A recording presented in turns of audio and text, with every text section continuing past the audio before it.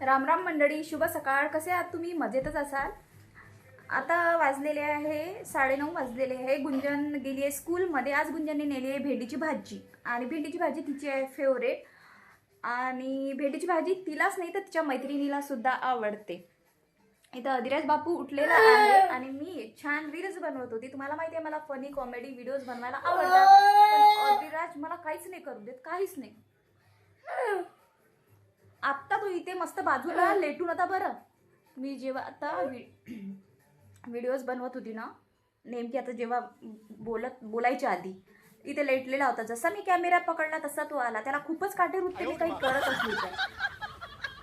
मस्त लेटून होता. बरं, काय त्रास होतो त्याला माहित नाही.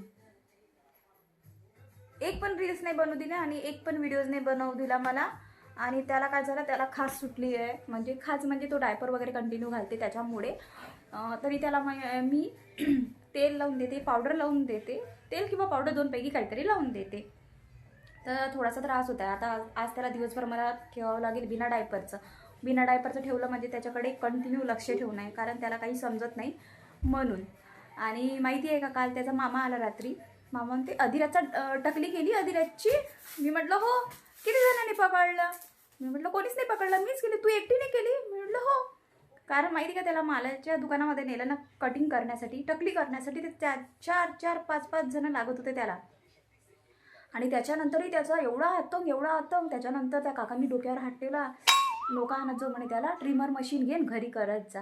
तुम्हाला मी मागेही सांगितलं की मी ट्रिमर मशीन घेऊन ठेवली आहे आणि मी घरीच टकली करते. तर काल मी घरी केली टकली, तर त्याला विश्वास नव्हता बसत, कारण त्याच्यासमोर केली नाही आहे. आणि त्याने डायरेक्ट त्याला रात्रीच बघितलं. आता गेला तो बरोबर झोपायला.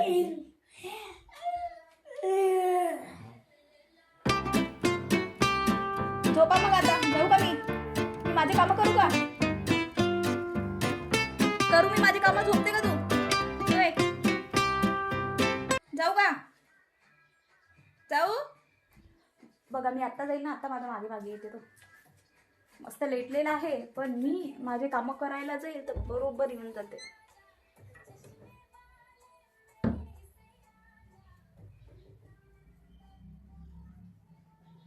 आणि एक तर नाही का, मला माझ्या किचनमध्ये काहीच कामा नाही सुचत. हे सगळं मी आवरत राहते. बरं, सगळं आवरत राहते, पण काही सामान ठेवायलाच वरती बरोबर जागा नाही आहे. कारण तुम्हाला म्हटलं आहे ना, माझं किचन खाली आहे.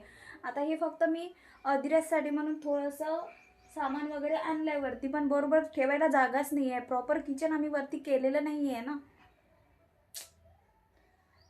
किचनमध्ये आलं की मला काहीही सुचत नाही आणि रोजच सगळंच आवरावं लागते.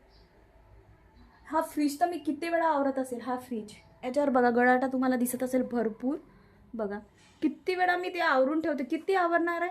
आणि ही अधिराजची ट्रिमर मशीन, काल मी यानीच टकली केली अधिराजची.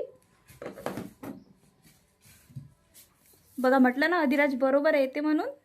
ते बाळाला झोपला होता ना तू झोपला होता ना. बघा कसं आलं मागे. माझी अजून आंघोळ व्हायची आहे आणि अधिराज बाथरूममध्ये वाट बघत आहे. कपडे टाकले आहे मी वरती वाळू घालायला. कालचे कपडे तसेच ओले होते म्हणून आता मी पटकन कपडे घेऊन येते.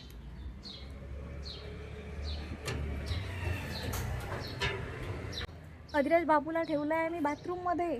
पाण्यात खेळत आहे तो, थंड ऐकतच नाही. आणि आता कपडे पूर्ण वाळले. इतकी भयंकर ऊन आहे. अर्धा तासच टाकले, फक्त अर्धा तासासाठी असे गरम झाले कपडे. आणि अधिराज बाथरूममध्ये बसलेला आहे. झालं का? टाकू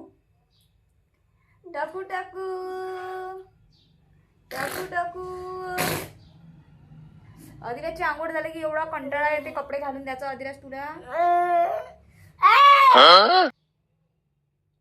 खूप कंटाळा येते याला कपडे घालून द्यायचा.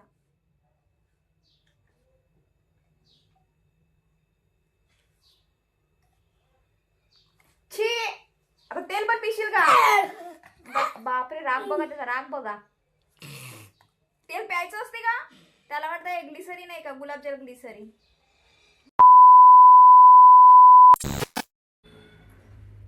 अधिराज बापू उठलाय आता.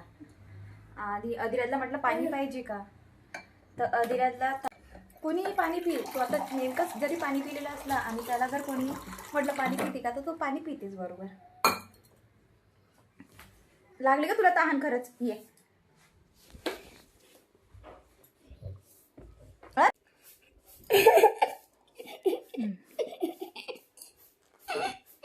हसू नको, गेलं तुझं हसण्याने सवय जाते रे.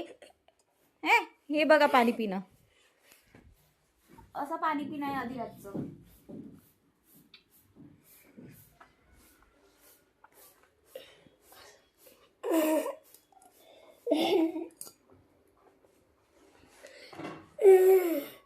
झालं का? झालं का? 2 घोट नाही पिला तू अधिराज, 2 घोट पाणीच नाही पित अधिराज जास्त.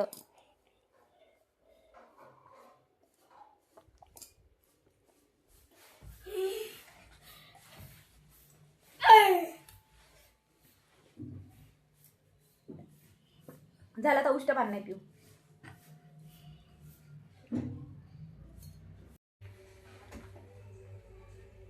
अधिराज, आज मी बनवली आहे मस्त खिचडी आणि गुंजन गेली आहे ट्युशनला. गुंजनला खूप आवडते ती. आता ती बघितल्यानंतर खूप खुश होऊन जाईल, कारण तिचं रोजचं नाटक असते की स्वयंपाक काय केला. ट्युशनवरून आल्याबरोबर विचारते काय केलं काय केलं काय केलं. तर आज मी खिचडी केली आहे. खिचडीमध्ये फक्त हिरवी मिरची, टमाटर, लसूण टाकलेला आहे मस्त, आणि जिरं मोहरी. अशी खिचडी तिला खूप आवडते आणि हलकीशी आसट, आणि अधिराज पण खाते आवडीने. तर आता बघा, ती आल्याबरोबर मस्त खुश होईल.